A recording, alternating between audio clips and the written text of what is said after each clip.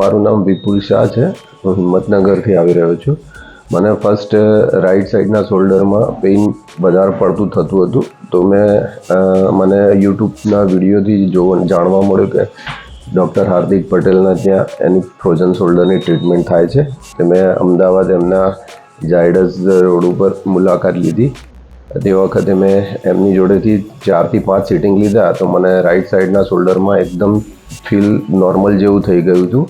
પછી મને 4-5 મહિના પછી મારા લેફ્ટ સાઈડના શોલ્ડરમાં પણ પેઇન થવાનું ચાલુ થયું. તો મને રાઈટ સાઈડના શોલ્ડરમાં 100% સેટિસ્ફેક્શન મળ્યું હતું.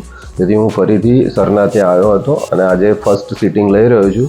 મને ફર્સ્ટ સિટિંગમાં જ 80% જેવો સુધારો દેખાઈ રહ્યો છે અને મને સારું છે. હવે 2-3 સિટિંગમાં પાછું થઈ જશે સારું.